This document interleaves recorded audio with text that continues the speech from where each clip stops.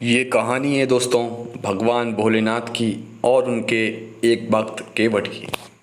तो दोस्तों, कहानी को स्टार्ट करने से पहले यदि आपने चैनल को सब्सक्राइब नहीं किया है तो प्लीज़ एक बार चैनल को सब्सक्राइब ज़रूर कर दें और वीडियो को लाइक कर दें। दोस्तों, किसी एक गांव में एक निर्धन केवट हुआ करता था जो कि बचपन से ही भगवान भोलेनाथ का बहुत बड़ा भक्त था और उसकी एक ही इच्छा थी कि वह केदारनाथ जाकर भोलेनाथ के दर्शन करके आए। लेकिन दोस्तों, यातायात और पैसों के अभाव के चलते वो पैदल ही केदारनाथ की यात्रा के लिए निकल पड़ता है। यात्रा करते करते उसे कई दिन बीत जाते हैं।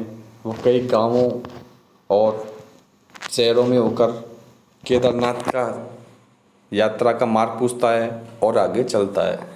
कई महीने व्यतीत होने के बाद दोस्तों, वो आखिरकार केदारनाथ की दुर्गम पहाड़ियों पर पहुंच जाता है।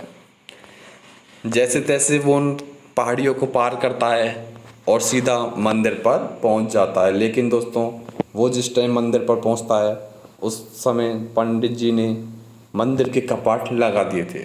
दोस्तों, एक बार केदारनाथ मंदिर के जब कपाट लग जाते हैं तो वह अगले 6 महीने बाद ही खुलते हैं। उसने दोस्तों पंडित जी से काफ़ी मिन्नतें की। पंडित जी के आगे उसने खूब हाथ जोड़े, यहाँ तक कि उनके पैर भी पकड़े कि प्रभु, मैं काफ़ी दूर से पैदल यहाँ तक यात्रा करके पहुँचा हूँ। अगर मैंने भोलेनाथ के लिए दर्शन नहीं किए तो मेरी इच्छा अधूरी रह जाएगी। लेकिन पंडित जी ने उसकी बात नहीं मानी, क्योंकि वो भी अपने नियम के आगे विवश थे और वहाँ से मंदिर का कपाट लगाकर वो वहाँ से चले गए। लेकिन जो केवट था वो भी बहुत ही बड़ा हठीला भगवान भोलेनाथ का भक्त था। उसने कहा जब तक नहीं जाऊंगा जब तक कि महादेव के दर्शन नहीं कर लूं। तो दोस्तों, पूरा दिन निकल गया और पूरी रात निकल गई। उसे वहाँ बैठे बैठे दोस्तों वह भूख से व्याकुल हो चुका था और हल्की हल्की तेज़ ठंड भी वहाँ पर पड़ने लग गई थी। तभी दोस्तों एक बुजुर्ग साधु वहाँ पर आते हैं जो कि बड़ी बड़ी जटाएं थी उनकी। एक हाथ में त्रिशूल था और एक हाथ में डमरू लिए हुए थे। दोस्तों, वो आकर उससे पूछते हैं कि पुत्र, तू यहाँ क्या कर रहा है? यहाँ तक आज के दिन तो सभी लोग यहाँ से चले जाते हैं, तुम यहाँ कैसे बैठे हुए हो? तब उसने साधु को अपनी पूरी बातें बताई। उसके बाद साधु ने उसको अपने हाथों से खाना खिलाया और उसके साथ बातें करने लगे। बातों बातों में दोस्तों केवट को कब गहरी नींद आ गई उसे पता ही नहीं चला। जैसे ही केवट अगली सुबह उठा और उसने देखा कि मंदिर के पुजारी और उनके साथियों की टोली वहाँ बम बम भोले का जप करते हुए आई हुई है। तब उसने पुजारी जी से कहा कि हे पुजारी जी, आप तो 6 महीने बाद आने वाले थे कि कपाट 6 महीने बाद खोलेंगे, आप तो अगली सुबह ही आ गए। तब पंडित जी ने कहा कि नहीं पुत्र, मैं तो 6 महीने बाद आया हूँ। तब उसने कहा नहीं पंडित जी, मैं तो कल से ही यहीं हूँ, आप 6 महीने की बात कैसे कर रहे हो? तब पंडित जी ने उसकी बात सुनकर अचंभित रह गए कि ये बोल क्या रहा है।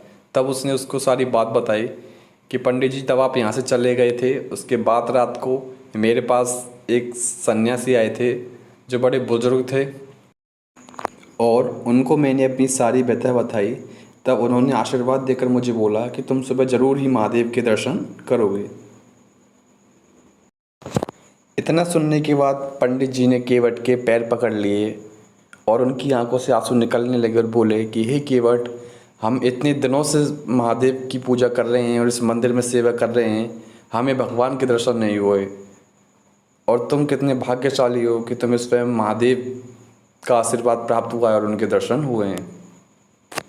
फिर उसके बाद तुरंत पंडित जी ने केदारनाथ मंदिर के कपाट खोल दिए और भक्त केवट को प्रणाम करके उन्हें बोला कि जाइए, आप भगवान महादेव के दर्शन कर लीजिए।